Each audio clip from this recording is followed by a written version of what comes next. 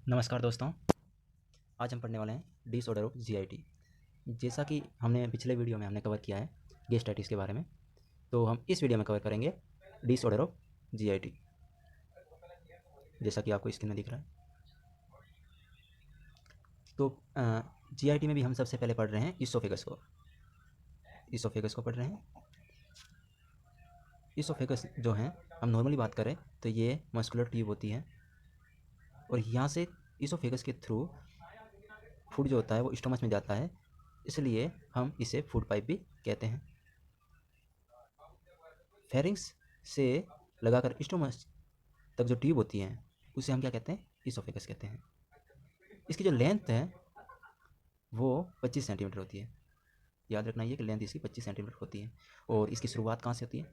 Cervical 6 से thoracic 10 तक जो इसोफेगस है उसकी लोकेशन रहती है। T10 कहाँ पे होता है? डायफ्राम पर T10 होता है। अब हम बात करने वाले हैं कुछ इंपॉर्टेंट कॉन्स्ट्रिक्शन की। कॉन्स्ट्रिक्शन मतलब क्या होता है? कॉन्स्ट्रिक्शन का मतलब ये होता है कि नेरो एरिया जो होते हैं उन्हें हम कॉन्स्ट्रिक्शन बोलते हैं। तो मतलब कॉन्स्ट्रिक्शन 3 है। सबसे पहला कॉन्स्ट्रिक्शन है वो फेरेंगो इसोफेजियल जंक्शन, ये सबसे पहला कॉन्स्ट्रिक्शन है। और मेन बात ये है, ये जो पीई फेरेंगो इसोफेजियल जंक्शन है ये सबसे नेरो होता है, सबसे नेरो होता है। और दूसरा कॉन्स्ट्रिक्शन जो होता है वो आर्ट ऑफ एओर्टा, ठीक है। और तीसरा जो होता है वो होता है डायफ्राम। तो डायफ्राम और ये तो 3 कॉन्स्ट्रिक्शन हो गए, ठीक है। अब जो हम बात करने वाले हैं वो है कि अपर जीआई एंडोस्कोपी करते हैं। एंडोस्कोपी जो होती है वो 2 प्रकार की होती है। एक तो सिग्मोइड, ठीक है, तो उसको सिग्मोइडस्कोपी कहते हैं। एक होती है माउथ के थ्रू, तो वो भी। और अपन यहाँ पे जो एंडोस्कोपी करने वाले हैं वो करने वाले जीआई स्कोपी, ठीक है, जीआई स्कोपी बोलेंगे इसको। और जीआई स्कोपी की जो ट्यूब है अपन स्टोमच तक लेके जाना है, ठीक है। तो स्टोमच तक ले जाने के लिए हमें जो मेजरमेंट करना पड़ेगा लेंथ का, ठीक है, मेजरमेंट करना पड़ेगा लेंथ का जो मेजरमेंट है वो अपर इंसाइजर टीथ से करेंगे। कहाँ से करेंगे? अपर इंसाइजर टीथ से। और जो ये कॉन्स्ट्रिक्शन का जो लेंथ है वो बात यहाँ पे हो, जैसे कि फर्स्ट कॉन्स्ट्रिक्शन अपन को मिलता है अपर इंसाइजर टीथ है, वहाँ से अपन देखें तो फर्स्ट कॉन्स्ट्रिक्शन अपन को 15 सेंटीमीटर पर मिलता है। सेकंड कॉन्स्ट्रिक्शन है वो 25 सेंटीमीटर पर मिलता है। और जो थर्ड कॉन्स्ट्रिक्शन है वो 40 सेंटीमीटर पर हमको मिलता है। अब एक कंडीशन आता है, ठीक है। कंडीशन क्या है? इमेजिन करो एक छोटा बच्चा है, उसने जो कॉइन होता है, सिक्का होता है, वो निगल लेता है। यदि निगल लेता है तो अटकेगा कहाँ पे? वो इम्पैक्ट होएगा पी जंक्शन पर, फेरेंगो इसोफेजियल जंक्शन पर वो अटक जाएगा। तो यदि वहाँ पे अटक जाता है तो अपन एंडोस्कोपी की मदद से हम रिमूव कर देंगे। और वही यदि नहीं अटकता है, वहाँ से आगे चला जाता है गॉन, तो क्या करेंगे? तो हम क्या करना है? मॉनिटर करेंगे। क्यों मॉनिटर करेंगे? क्योंकि यदि सबसे नेरो पार्ट जो है, नेरो कॉन्स्ट्रिक्शन है, यदि उसको भी पार कर सकता है तो वो कहीं भी अटकने वाला नहीं है। इसलिए हमें केवल मॉनिटर करना है कि वो स्टूल के थ्रू पास हो जाए, ठीक है। तो मॉनिटर क्यों करेंगे? ताकि कोई कॉम्प्लिकेशन ना हो। यदि कॉम्प्लिकेशन हो भी जाता है तो उसको अपन एड्रेस कर पाए। अब हम जो पढ़ने वाले हैं वो पढ़ने वाले हैं इसोफेजियल इंस्पेक्टर। तो इंस्पेक्टर का मतलब ये होता है कि मतलब एक साइड में ही मूवमेंट कर, पता है ना कि एक साइड में मूवमेंट कर। जैसे कि अपने इसोफेगस में कितने इंस्पेक्टर होते हैं? अपर इसोफेजियल इंस्पेक्टर और lower oesophageal inspector. Lower oesophageal inspector है उसको हम कार्डियक इंस्पेक्टर भी बोलते हैं। और अपर इसोफेजियल इंस्पेक्टर है वो एनाटोमिकल होता है। एनाटोमिकल कैसे? एनाटोमिकल इसलिए क्योंकि वहाँ पे कॉन्स्ट्रिक्शन है, कॉन्स्ट्रिक्शन की वजह से यदि इसोफेजियल इंस्पेक्टर बन जाए कॉन्स्ट्रिक्शन की वजह से, तो हम क्या बोलेंगे? एनाटोमिकल। जो कार्डियक इंस्पेक्टर होता है वो फिजियोलॉजिकल है, ठीक है। अब हम दूसरी स्लाइड पे चलते हैं। और ये जो कार्डियक इंस्पेक्टर होता है, कार्डियक इंस्पेक्टर के थ्रू जो फूड है वो स्टोमच में जाता है। और वहाँ पे है ना, कार्डियक इंस्पेक्टर होता है, उसका एक मतलब प्रेशर होता है ना, प्रेशर होता है। तो यदि प्रेशर की वजह से वो वैसे खुलता नहीं है, और ऐसी कंडीशन जहाँ पे यदि वो खुल जाता है, ओपन हो जाता है, तो क्या हो जाएगा? GERD मतलब गेस्ट्रो इसोफेजियल रिफ्लक्स डिजीज। तो इससे क्या होगा? इससे जो अपने जो स्टोमच में जो एसिड वगैरह होता है वो अपने जो इसोफेगस है उसकी जो म्यूकोसा लेयर है उसको डैमेज कर सकता है और अल्सर फॉर्मेशन हो सकता है, जिसकी वजह से बेरेट इसोफेगस वगैरह हो सकता है, ठीक है।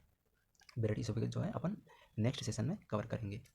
और जो यदि क्लोज रहता है, खुले ही ना, जो नीचे वाला इंस्पेक्टर है यानी कि लोअर इंस्पेक्टर है, लोअर इसोफेजियल इंस्पेक्टर, यदि खुलता ही नहीं है तो क्या हो जाएगा? तो एक्सेल कार्डिया, एक्ल्स या कार्डिया हो जाएगा, दोनों में ही दिक्कत है। तो क्या नॉर्मल कंडीशन क्या है? नॉर्मल तो ये है कि खाना आए तो खुल जाए और वापस बंद हो जाए, ये नॉर्मल है। और खाना आए और खुले ना तो एक्ल से कार्डिया हो जाएगा। और खाना मतलब नहीं खा रहे हैं लेकिन अब जैसे कि फूड स्टमच में है और वो वापस बाहर निकल जाए, बैकवर्ड फ्लो हो जाए, तो GERD की कंडीशन में आता है। ठीक है, अब हम पढ़ेंगे इसोफेजियल डाइवर्टिकुलोसिस। अब अपन ये सोचो कि डाइवर्टिकुलोसिस क्या होता है।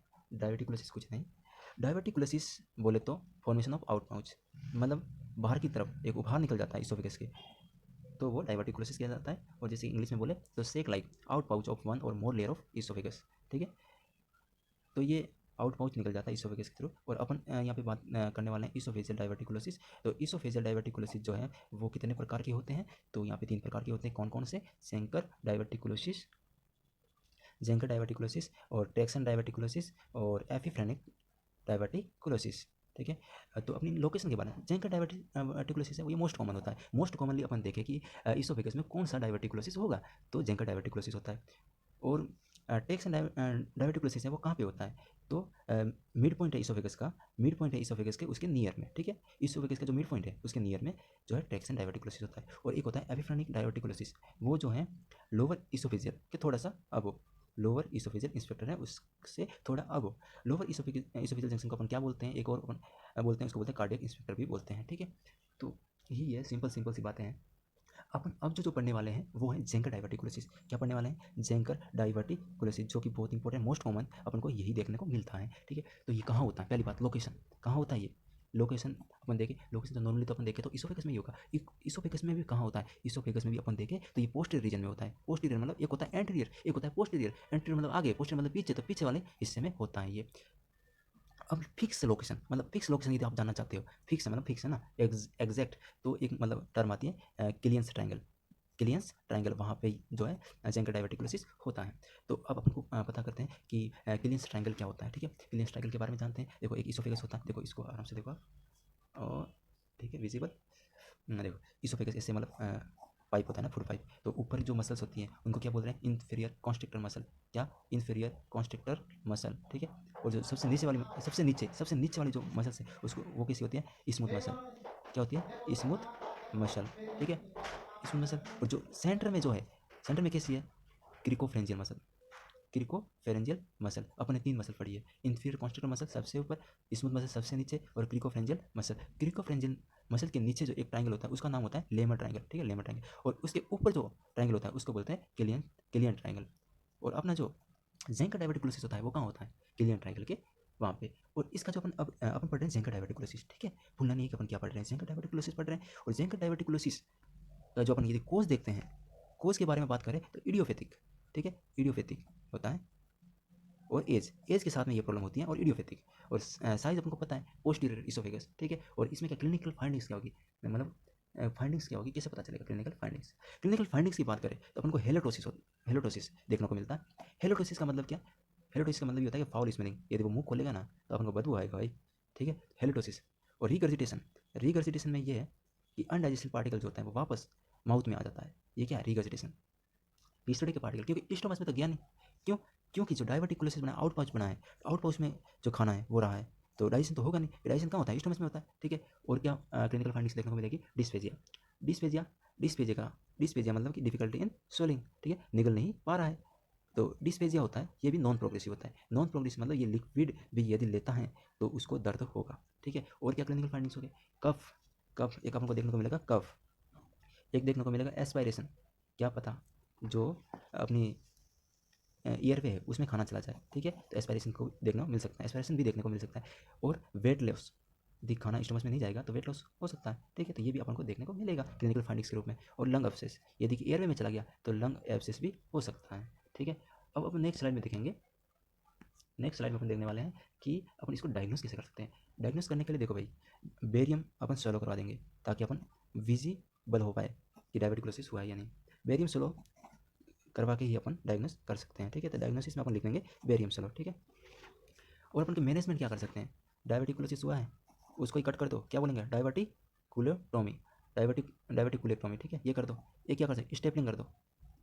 ठीक है, स्टेपलिंग कर दो।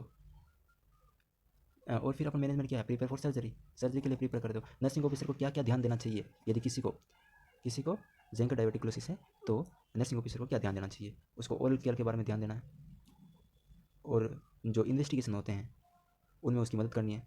प्रोसीजर से पहले जो इन्वेस्टिगेशन होने होते हैं उनमें उसकी मदद करनी है। और लंग में एब्सेस हो सकते हैं इसकी वजह से, इसके लिए लंग्स एब्सेस को मॉनिटर करना है। ठीक है, तो ये सारी चीज़ें करनी है। और अपना जो है इसमें जेंकर डायबिटिकुलोसिस सिस्टम खत्म होता है। अपन आगे वाले सिस्टम में क्या पढ़ेंगे, अपन आगे वाले सिस्टम में इसी का ही जो होगा, ये बेरेटिको इसोफेगस है, मेलेरिस सिंड्रोम है, इसके बारे में डिस्कस करेंगे। तो चैनल को सब्सक्राइब कीजिए और नोटिफिकेशन ऑन कर दीजिए, रेगुलर वीडियो आती रहेगी। धन्यवाद।